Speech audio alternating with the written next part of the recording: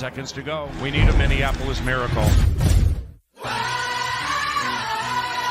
Case on a deep drop, steps up in the pocket. He'll fire to the right side. Off by Diggs. Stay up. Oh my God! 30, no 10, touchdown! Are you kidding me? Miracle finish! It's a Minneapolis miracle! Oh my God! No way! Ah! What a miracle finish! Welcome to the State of Purple podcast. My name is AJ Mansour. His name is Jack Day, and we're here to talk about a stinker of a Sunday night game. Jack, how you doing, my man?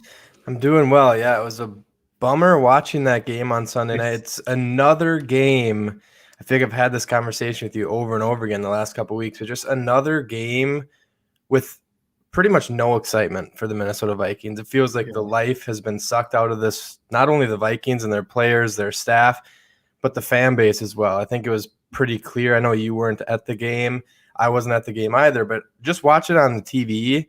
It sounded like there was more Cowboys fans in there than there were Vikings fans. And I think that just stems from kind of the lackadaisical play calling that's been happening over the last couple of weeks. Well, it didn't start that way, right? I mean, the Vikings get a win going into the bye. However you got it, you got it. They go into the bye week. They're 500. They're still in the playoff hunt, maybe not the division hunt anymore, but still talking about the future for this particular season. And then you go into Sunday night, you learn that Dak Prescott's not playing. Everybody's a little more excited. You have the cool nighttime game at US Bank Stadium where you can really turn the lights off and have the cool opening festivities. And the Vikings go out and score a touchdown on their first drive, as they have done so many times this season with that scripted drive at the beginning of the game. And then the balloon got deflated really, really fast. We've seen that so many times with this team, a good first drive, and then they just can't adjust or adapt or keep that momentum or keep the foot on the gas or whatever you want to call it. But Jack, it was very quickly, the Vikings were still decently in control of this game, but it just felt, because it feels this way always for Minnesota fans, that what happened at the end of the game with the Cowboys taking the lead and ultimately winning was just ultimately going to happen. Yeah, and I think that stems from us watching the last 2 weeks. Granted, they were both wins, and Kirk Cousins led game-winning drives. But if it wasn't for game-winning drives with under 2 minutes to go in both of those, it was a game-winning drive and then the field goal kick that was made against Detroit. Both of those games, the defense fell apart at the end of those games, in Carolina and at home against Detroit. The defense kind of kept this game alive for the Vikings, but the offense just couldn't get any rhythm going after that first series. And it's frustrating. That seems to be a theme, and you brought that up, but it starts so well for the Vikings. Everything's clicking, and it's like Justin Jefferson beats Trayvon Diggs and gets a good pass interference play or call. After that, Justin Jefferson disappeared. CJ Ham had 3 catches. Justin Jefferson had 2. If you're listening to that as a Vikings fan, as a football fan at all, a fullback had more catches than arguably a top 5 wide receiver in the NFL. That blew my mind. And I don't think Vikings fans moving forward with this regime, and we'll probably get into that a little bit later, but with this regime, with Mike Zimmer leading this team, I don't think it's safe to go into a game and expect it's going to be a win anymore. I don't think it doesn't matter who the quarterback is. Cooper Rush is not the first. I remember there's a couple games that stick out to my mind. I have it written down here. Matt Moore with the Kansas City Chiefs in 2019, Chase Daniels with the Chicago Bears, and then Josh Allen, before Josh Allen turned into this gunslinging MVP candidate. All he could really do was run. He was an inaccurate type quarterback. Everyone's like, there's no way the Vikings should lose to the Bills. They lost that game too. They're losing to these quarterbacks that aren't like the cream of the crop. It's not Patrick Mahomes. It's a huge downgrade. I think when Daniels played, it was stemmed off from Trubisky. Obviously, neither of them were great quarterbacks, and they both beat the Vikings. So it's frustrating seeing that. And then obviously Sunday night, Cooper Rush. Yeah, if you probably know who he is now, but leading up to the game on Sunday, you probably didn't even know who that was. Threw for like 350 yards and 2 touchdowns against this defense. And like I said, the defense kept them in this game with some turnovers. Xavier Woods came to play against his former team, but all in all, just a frustrating performance. And I think sitting here Tuesday, a couple of days after the game, I'm kind of surprised. I know I said I wouldn't make that call to necessarily fire Zimmer mid-season. I thought that was going to happen by now, and maybe you and I were kind of right that that's going to be something where they're going to let this season ride out and readdress it afterwards. But after that game, I thought that Mike Zimmer was done. Yeah, and we'll get to that in a second here with more in-depth analysis of that particular situation, because it's ever-changing, right? I mean, each day we learn a little something new about what might be going on behind the scenes with that situation. But the game play in particular, Kirk Cousins didn't come to play. Adam Thielen was probably one of the only Vikings that actually had a decent game. Justin Jefferson was non-existent. Dalvin Cook really never got going. Oli Udoh continues to just shoot this team in the foot with penalties. The defense just opens up the floodgates and lets the parts like the Red Sea towards the end of the game, that Zeke Elliott third down right towards the end of the game when you could have stopped them and forced a field goal in a situation for Dallas to tie the game rather than go ahead to take the lead. He broke 4 tackles on that play before he ultimately got, 13 yards or something to get the first down and continue that drive, giving them an opportunity for that touchdown. All the things that this team can't afford to not do, they aren't doing, right? They're not a good enough team to overcome these self-inflicted wounds. They're not a good enough team to overcome being +2 in the turnover battle and still losing. You're not a good enough team to survive missed tackles in the red zone.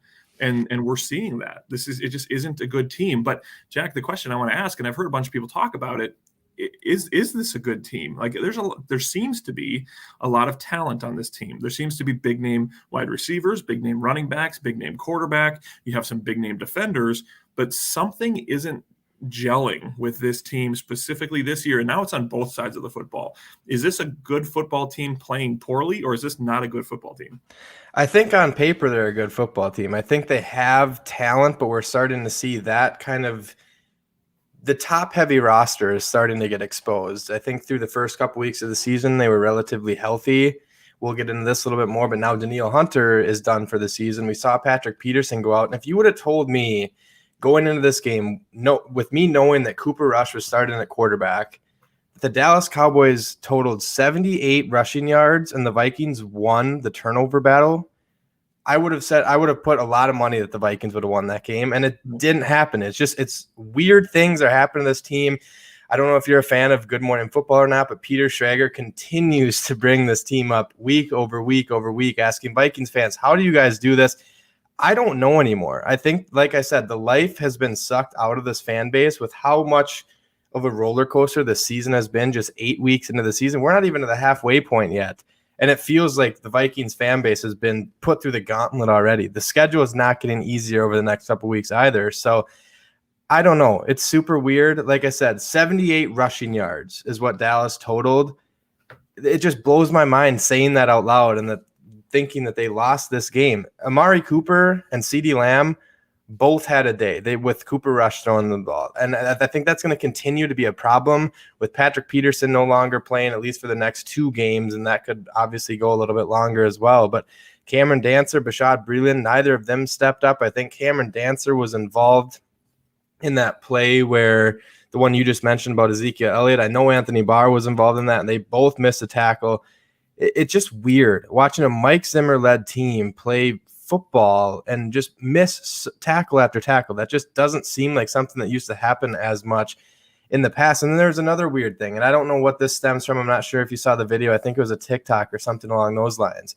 But on that play where Bashad Breeland literally got hit in the chest with the football and then he bobbled it up and Amari Cooper caught it, Harrison Smith comes running downhill, and he could have, in the past, that's a hit where Harrison Smith he annihilates Amari Cooper. Like he hits him, and he kind of just got there and kind of put his arms up. I don't know if that's just coming from the direction the NFL went, and Harrison's like, I don't want to hit this guy because I know what happens. He's defenseless. I hit him. They're going to throw a flag. I'm going to get fined for it. So I don't know what that was about, but that seemed weird to me too. And it seems like it's a good football team, but they're just not in sync, and they haven't been in sync all season. And at this point, I don't think it's fair to say they're going to find that throughout the back half of the season. Yeah, I mean, we're coming down the stretch here now where the reason why Schrager goes crazy on Good Morning Football is because this team as always, just gives the fans enough to nibble on, enough little excitement, a window into the future, a possibility. And one of our favorite things to do as Minnesota sports fans is calculate the percent chance that we're going to make the playoffs, or percent chance that we're going to overcome an 0-2 start, or we've heard all these things every single year, and they just give us enough hope to go 500 into the bye, to have an opportunity on Sunday Night Football without Dak Prescott. And then it blows up in our face every single time. And I'm hoping for once, this team has just never been good enough to get to the Super Bowl. They've never been bad enough to blow up everything and start over and get like a super high draft pick. But I'm of the mindset, okay? I'm one of the biggest Minnesota Vikings football fans. I'm jaded for sure because I work in the industry and I'm sick of it, and I've lived my entire life this way. But I'm ready for them to not blow this thing up and get rid of all their good players, but blow this thing up and make some change. If they lose the rest of the way, I'm happy. I get a better pick. We're not going to go to the playoffs. If we do, it's going to be a one-win team, a one-game playoff, and they're not going to win even. They're going to get to that wild card round and get knocked out right away. There's no deep playoff run that this particular team, the way that they're coached, the way that they're playing, can make right now. So lose the rest of the way for all I care. Get a better draft pick. Find a way to get some difference-making players. I also understand that you can get those players in the second round, in the back of the first round, in the sixth round, all the way through there. We need to make some changes. I don't know if that's front office changes, how high that goes up, if it's all the way to Rick Spielman, if it's Coach Zimmer, if it's players, if it's Kirk Cousins under center, whatever it is. We need to make some changes, and it has to be changes in attitude. It has to be changes in philosophy, and it has to be changes in the way that they take that philosophy and put it into game plan. Because right now, that philosophy is not working. The players that they put on the field aren't gelling the way that they're supposed to gel, and you continue to make mistakes. We haven't even talked about the clock management issues at the end of the first half with Kirk Cousins and the drama there, but calling a timeout, not calling a timeout, and then Mike Zimmer calling a double timeout and getting penalized in the second half. These issues continue to pop up, Jack, and I know you're talking to me before we went on air about some Kirk Cousins comments, basically saying I'm not the one who calls the timeouts. Like, he's basically, now we're in the finger pointing. No, it's the coach's fault. No, it's the player's fault. It's this, that, and the other thing. That's never a good spot to be in the middle of the season.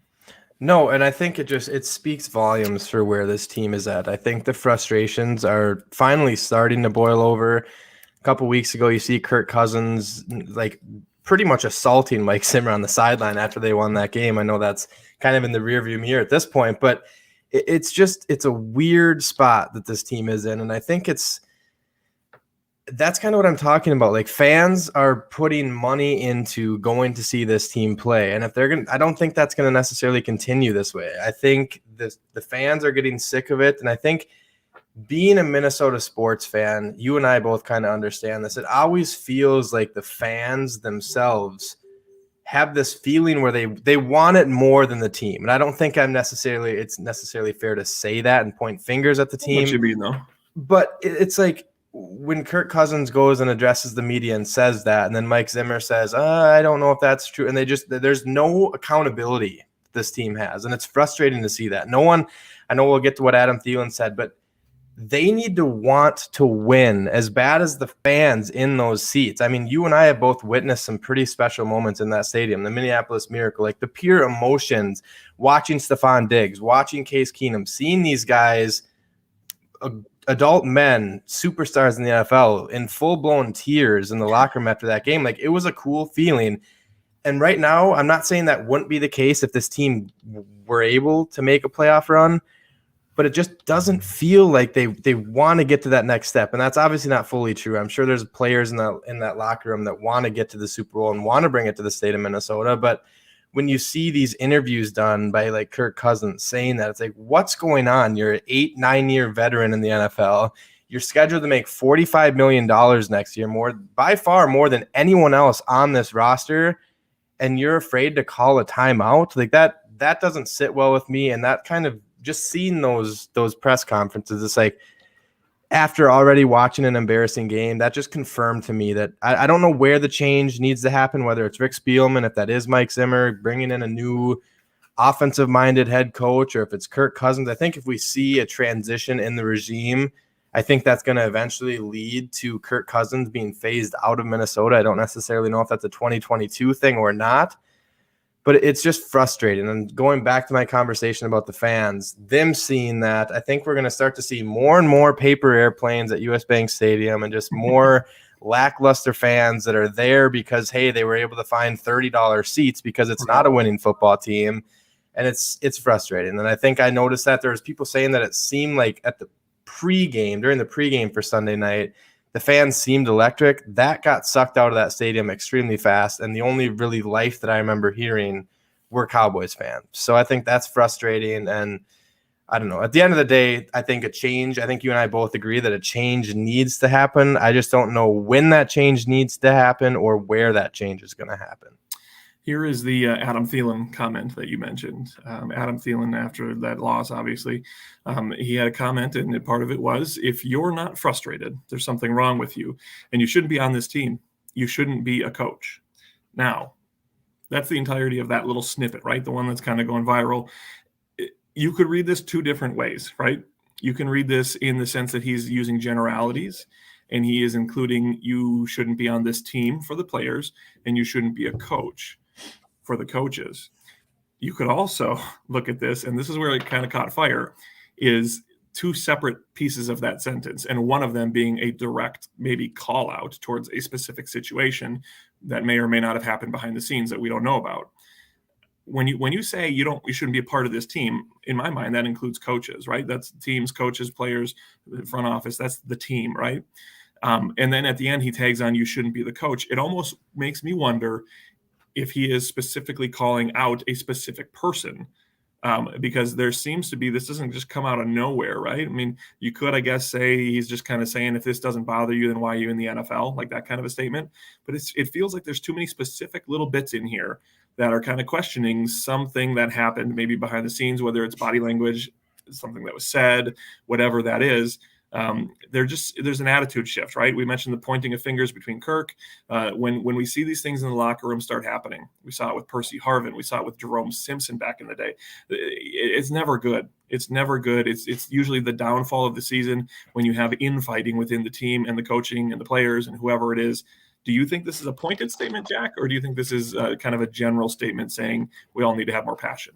Well, I think there's truth to all rumors, AJ. So I hate to bring that situation into this, but that's another thing that's kind of revolving or circulating around Vikings Twitter right now is, was Stephon Diggs somewhat right in his exit from Minnesota? I think, albeit he's not having the greatest season out in Buffalo, but last season he was one of the best receivers in the National Football League last season. And if you were a fantasy owner, he was a guy that you got. I think people kind of weren't expecting Josh Allen to take that next step. And I think I drafted him. I kept him in the 4th round this year. So I had Stephon Diggs in the 6th round last year, and he was one of the top wide receivers in all of football. Just seeing that ability the year after he leaves the Minnesota Vikings, or was it a year? Was it a year after? Yeah, it would have been a year after. Sorry, I got lost there. But having that happen and then him going off and exploding out in Buffalo, it's like, okay, are the Vikings doing something wrong here offensively? Like with Kirk Cousins, you go out and pay him all this money. You see him, he's more than capable of throwing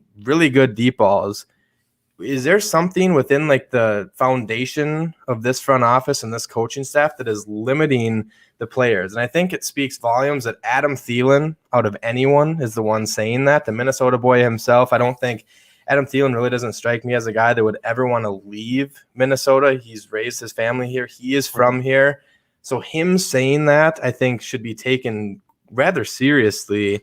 And like I said, I don't necessarily know who that's directed at. Could it be directed towards Clint Kubiak and the struggles of that Vikings offense? Could it be a weird like relationship between Kirk Cousins and Mike Zimmer? Could that be stemming throughout the rest of the team? There's just, ever since the season with all the COVID stuff and just kind of going over that, I will say this: Mike Zimmer, what he has had to endure in his time in Minnesota as a head coach, and that's league wide. I'm sure coaches across the league, they all have different things they have to deal with year over year. But us being in the Minnesota market and seeing these, like the eye surgeries, the Adrian Peterson situation, losing Teddy Bridgewater to a devastating knee injury, starting 5-0 and finishing that season 8-8, the Minneapolis Miracle. Like this season right now is just kind of overshadowing what has been an emotional roller coaster in the Mike Zimmer era. And I think this is the year where it's gotten up to the peak and it's starting to go downhill very quickly. Well, let's use that as a transition point to our next topic here, because it transitions very nicely. The status of Mike Zimmer's future. I think both of us, we would say we like Mike Zimmer, that we think that he can be a good coach in this league. When you get to what you were just talking about, Jack, with the weirdness among the players, I think that we are kind of to a breaking point with Mike Zimmer and the way that he handles personalities, the way that he handles people. He's a good football coach, but is he a good manager of personalities? A good is he a player's coach? You know, we hear that adage all the time, and we see players or coaches, like Mike Tomlin, who it would appear from afar that those players on that Steelers roster would do anything for him, and that he would do anything for them. I've never gotten that feeling with Mike Zimmer, and you don't have to have that to be a head coach in this league. But when adversity strikes, and it strikes again, and it strikes again, and it strikes again, and it gets you to a point where people are calling for your job, that is something that will carry you through that. Being a leader of men, being if you could be good behind the scenes and you can be good in front of the scenes, and some people are good at both. I want to say that Mike Zimmer might be really good behind the scenes and not as good in the limelight. And I'm seeing that when you look back at the long line of coaches that have left this organization, some of them for promotions, some of them to retire, just to quit in the middle of the season with North Turner. You've had other issues where you see players that are not happy here. That has to do with some of the decision makings maybe behind the scenes, but I just never get the sense that he is a kind of guy that if the players sat down right now, that they would pull for him to continue being the coach of this team. Do you get that feeling as well? Yeah, I don't. And I think that another term that we hear across the NFL is losing a locker room. And I don't know if that happened this year yet, if they're quite to that breaking point, but it certainly feels like this locker room is lost. Like, especially with the injuries aren't really a factor in that, but with you lose Danielle Hunter and you have Patrick Peterson on IR, weird injuries with like Anthony Barr situation, or it would have been Danielle Hunter situation last year. Michael Pierce never got put on IR. He's still not back. And it's just weird. I don't even know how to put it, but I will say this. I think Mike Zimmer in my lifetime has been my favorite coach of the Minnesota Vikings. And I'll preface that by saying I don't really remember like 2000 and prior to that, but that's the last time that they've had a really likable coach. Yes, they've had likable people who are coaches, like Leslie Frazier, for example, but likable coaches who have had success that goes along with that likable personality just hasn't happened. Yeah, and I think this is another topic that's been circulating around the Vikings world is what happens if he is fired. I think everyone that follows football kind of understands that it seems like the direction the NFL is going to is hiring the next up-and-coming young offensive mind. And I think the name Kellen Moore is getting thrown around quite a bit. I talked about it on my Load the Box podcast in our bye-week show. And I think that name is going to start getting hotter now after we just saw what he did with Cooper Rush against the Mike Zimmer defense. I think this Vikings staff got out-coached, frankly, and this wasn't even a part of our script headed into the show, but I think it was Xavier Woods that said this. They practice all week as if Dak Prescott was going to play. There was no game script for Cooper Rush playing, which that should just scream at you right there. But you shouldn't need a game plan for Cooper Rush, right? I mean, it's not, Dak is mobile like Aaron Rodgers is mobile, right? He can get out of the pocket.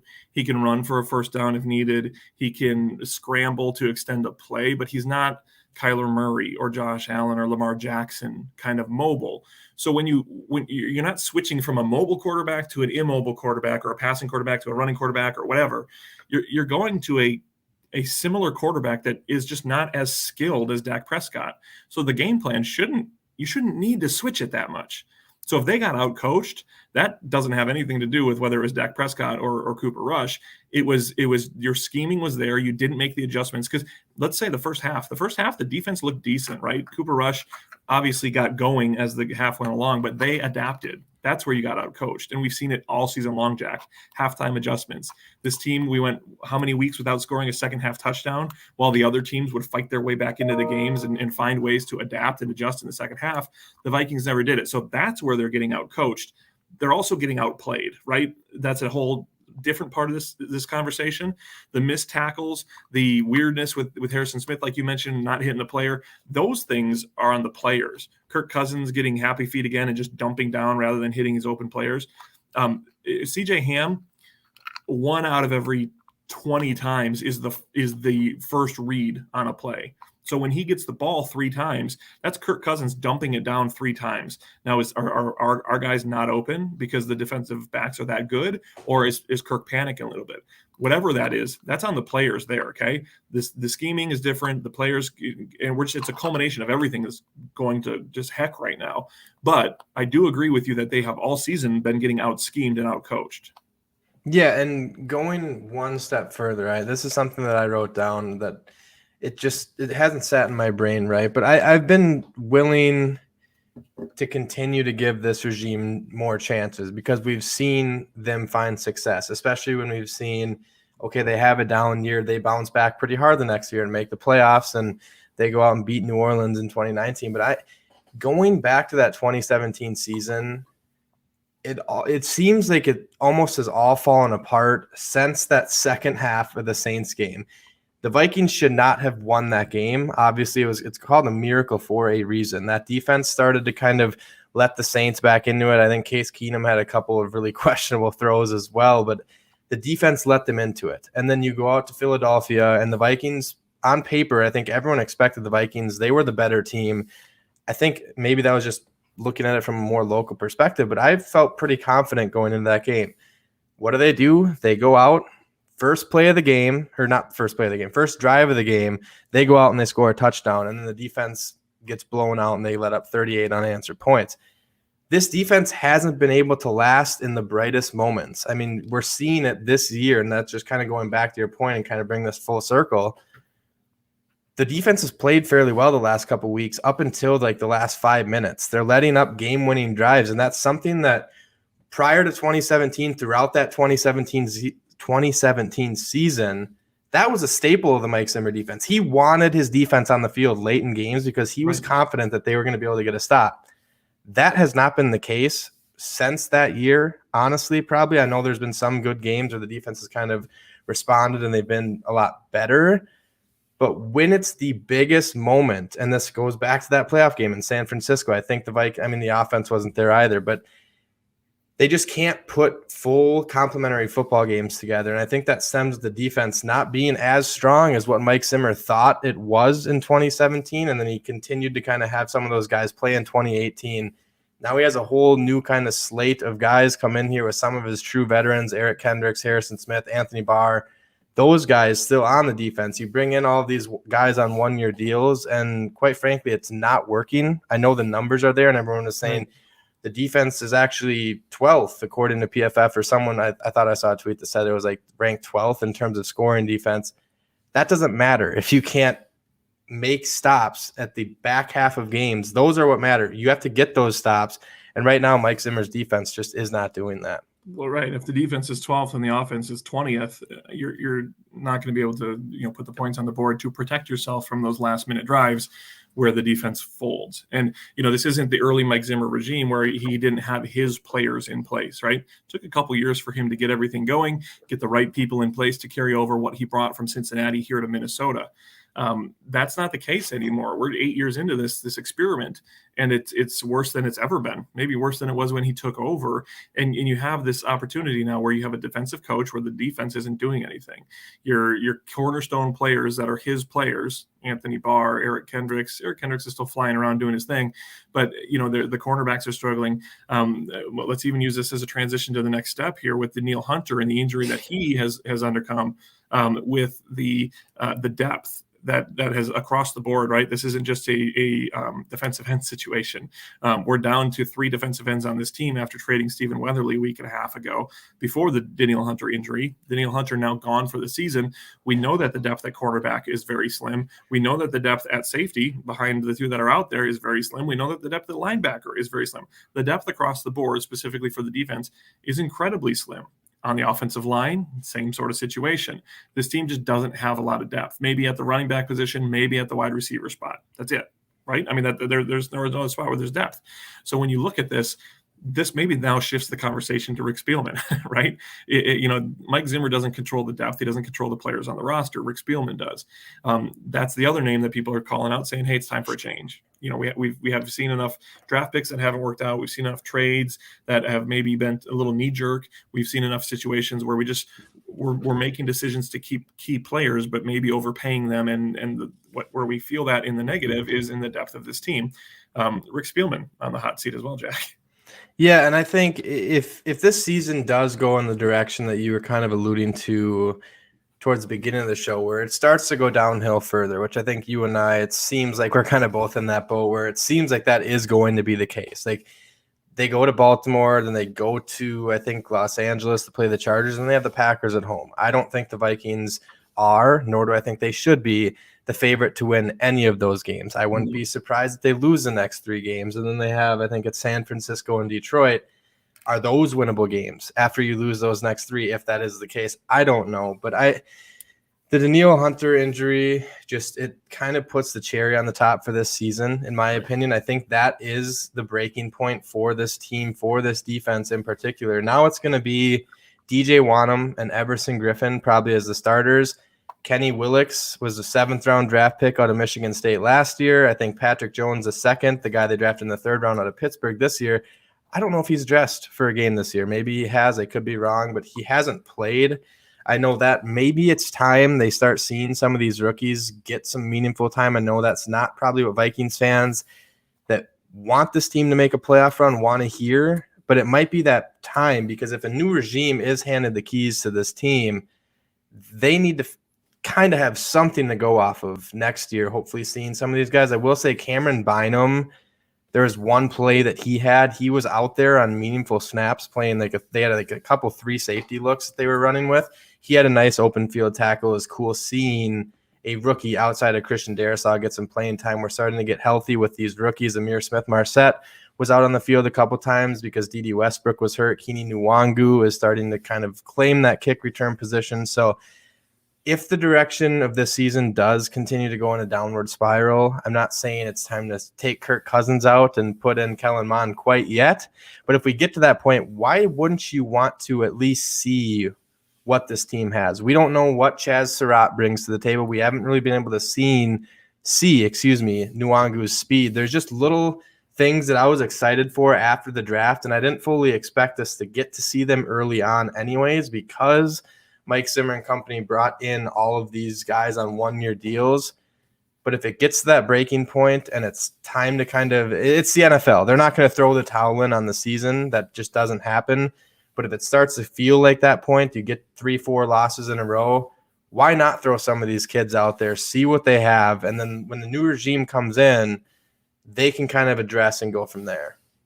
Well, Jack, can I tell you, we talked a couple times now about the opportunity to make this change, make this coaching change, make a general manager change.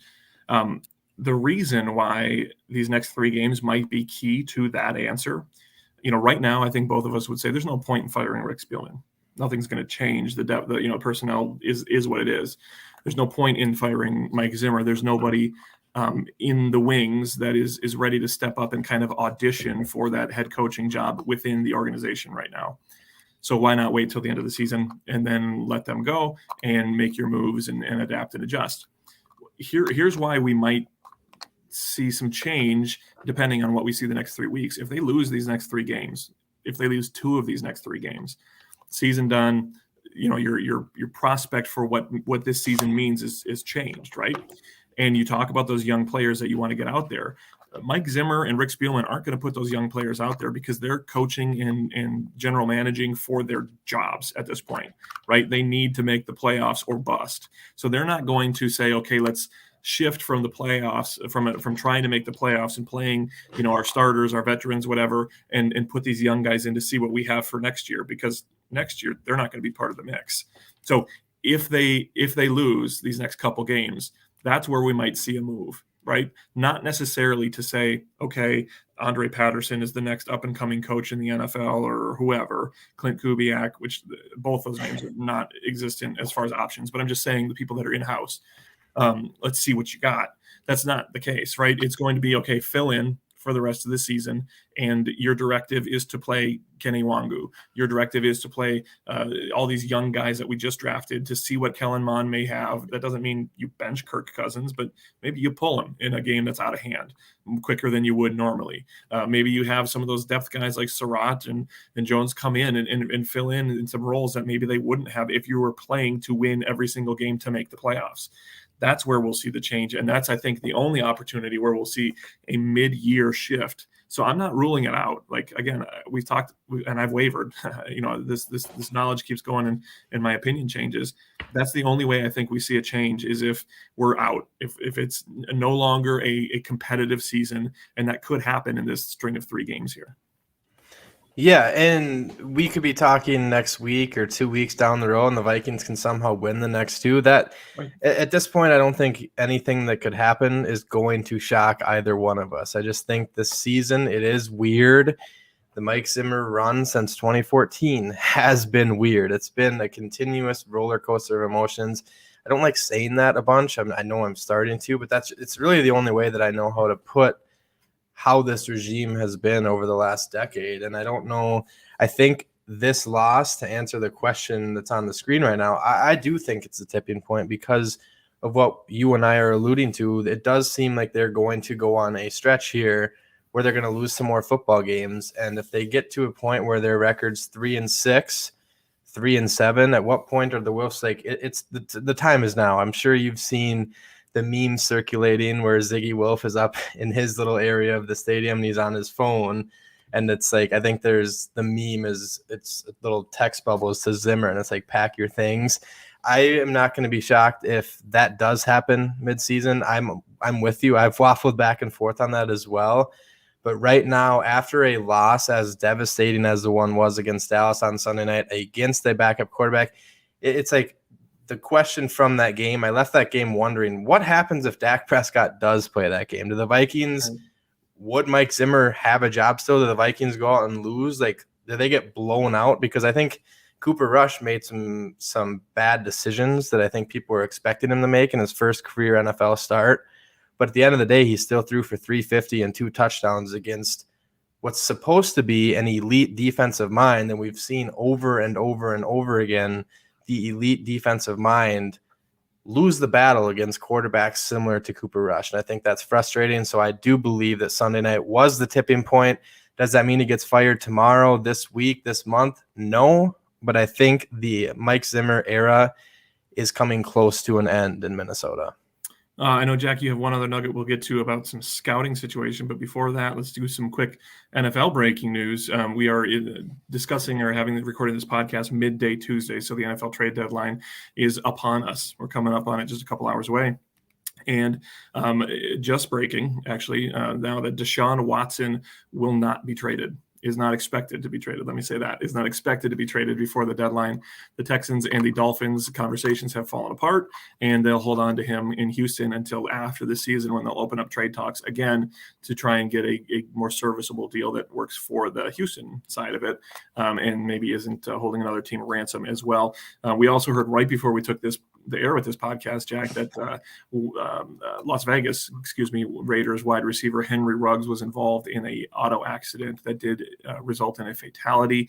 He has been charged with a DUI resulting in death for the other person in that accident, another person who he sounds like his car ran into that car, and he has been charged with driving under the influence and resulting in death. So that's a terrible situation, a bad decision, to say the least, and something that will continue to develop another young player's career in the NFL. But Jack, we're talking about Rick Spielman. We're talking about scouting for the future of this team. there is still part of him that has to do the job. It sounds like you saw that he was out doing some of that this weekend with maybe an interesting little twinge to it. Yeah, Ben Gessling actually tweeted something out of the Star Tribune saying that Rick Spielman was, I don't know if the game was in Nevada or not, but he was scouting Nevada quarterback Carson Strong, who's a name who's starting to rise up draft boards. I don't think going into the season, it seemed like Spencer Rattler was kind of the clear-cut choice to be the first pick, the Oklahoma quarterback, who has since been benched and lost his job and kind of doesn't seem like a guy you want leading an NFL locker room anyways, because he's the guy who his team had a huge upset victory. They came back in Texas, very entertaining game. This was 2 or 3 weeks ago now. I'm getting all excited about this. This is the only life that I have left of me is talking about the NFL draft. So that should show you what state the Minnesota Vikings are in. But Carson Strong has risen up big boards. Don't need to spend too much time on him. I'm sure we'll talk a little bit more about this in the offseason when we start going into more depth on this stuff. But he's a 6'4", 215 pound. He's more of a true pocket passing quarterback, which I know isn't the most entertaining thing because everyone wants this young, mobile guy with a strong arm. Carson Strong does have a rocket launcher for an arm, would be perfect for like an air raid style type of offense. So if the regime does make a change, whether that's Mike Zimmer, Rick Spielman, if they decide to go in that direction, I think it would be entertaining to watch this Vikings offense. I don't know if it would find success right away, but it would open things up for the guys like Justin Jefferson, Adam Thielen, KJ Osborne. They go out and get Amir Smith-Marset, another burner, and then they get Irv Smith Jr. back in the offense next year. It'd be entertaining. And it's something to kind of just look into. We don't need to get into this. We'll talk about it more as the season goes on. But if they're out there scouting a quarterback that is likely going to be a first-round pick, it could be a back half of the first-round pick, but he's going to probably be a first-round pick at this point. What does that say this team is looking at down the road for Kirk Cousins? Because I know he has that cap hit number of $45 million in 2022. Could this team be ready to move on? What does it say about the progression with Kellen Mond? Is he not progressing? That's something that I think the Vikings fan base, even some of the reporters, I think they're kind of blindfolded to that situation because he's not even dressing. He's out there on the sidelines in street clothes during the games. I haven't heard much about him in practice. That's something that I would like to know more about. But I think the quarterback position is going to be worth monitoring, especially after a 2021 draft where going into the season, I was like, Kirk Cousins is the quarterback of this team. I think that was always the case, but there was some pressure from ownership coming down about Justin Fields or at the very least getting a quarterback. Kellen Mond, I know he was beginning of the third round quarterback, still is the highest drafted quarterback for this franchise since Teddy Bridgewater back in 2014. Something worth monitoring as the season goes on and into like the combine season and NFL draft season in 2022. Yeah, no doubt. The season has taken a different turn. I think it's fair to say. So it'll be interesting in different ways the rest of the way for this year. So if they make the playoffs, so be it. But I spoke my piece earlier. I hope that that's not necessarily the case, and I hope that they do some things to improve this team. However you see that happening. Jack, thank you very much for your analysis today. And always as on KFAN.com, your work there has been very much appreciated. So if you want to follow Jack on Twitter, you can find him at Jack_H_day on social media. He covers the Vikings for KFAN.com and does a great job doing that. So make sure to give him a follow and pay attention to what he's putting up on the website as the season continues, because there'll be some interesting analysis, whether it is the scouting and the prospects or the future for this team. It'll be interesting to watch and to read. So thank you for doing that, Jack. And we will talk to everybody else on Thursday when we turn the page and preview Baltimore Ravens, a team that is sure to give Minnesota some problems. For Jack Day, I'm AJ Monster. This is the State of Purple podcast. We'll see you next week.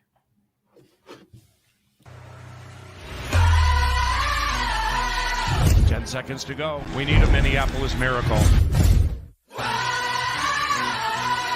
Case on a deep drop. Steps up in the pocket. He'll fire to the right side. Off by Diggs. Stay away!